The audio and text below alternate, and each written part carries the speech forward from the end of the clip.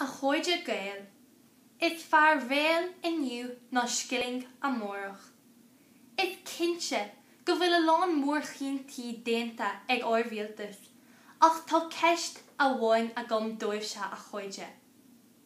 An bhfuil do aibanna, an bhfuil mhór aibanna, an bhfuil áir bhaibanna á ré tú ag an rialtas leis na mór chintí sin anis.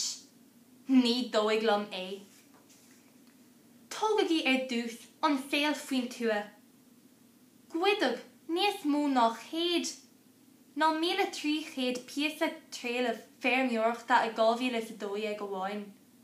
Agus, dar leis an Irish Examiner a bhuachalí. Tharla mór chuid na gada seo i gúnta Chorcaí.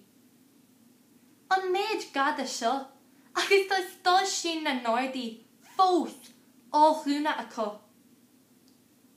Tá an cinna dénta ag áirmhialtas, dúntas an aon íochíocht féirme a chearra 15 fan géid as seo amach. Las an ná sin, teis ag saoil na tua as a géile leis na hathrú chuin seo. Tá an rialtas ag cur an tairne eile ag gcónra saoil na tuatha, agus fad is atá go leor buidéal aana acu I deach lein I Malia Clia, tar éis €7,000 a chahabh an Noreg. Is cumano. Go dtí go mbeidh a gcuid vótaí imhfuil. Ag bogad raig go dtí cuairsaí cháin. Ní féidir libh siachain a oilt sa leithris. Fiú le cáin a íoc as bhuair gach. I bhéram an táile atá an úmar sectach. Agus mana bhfuil sé sin, fásach go leor.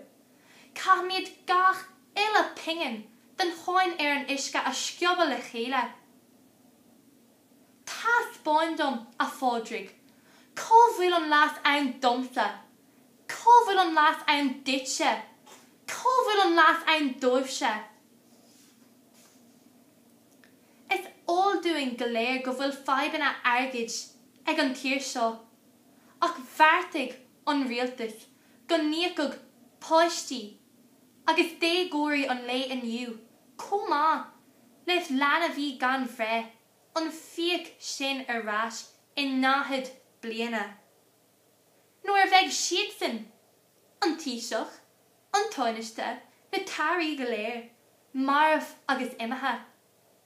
Níl siad ábalta dá lá leis na seirbhísí sláinte mar a léir ag Rachel.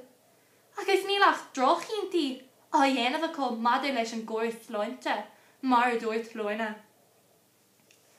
Las an náisiún. Las má héal. Las ár saoil. Inis dom má tá méid dail a chuide. Ach níl éon las le feicáil agam os cuair má thula. Gurb mágah. Gurb mágah as féchant agus tá siúla gom go bhfuil tas ag airí go má le do cheann freisin. Beidh méid leir leis níos daoine. Slán.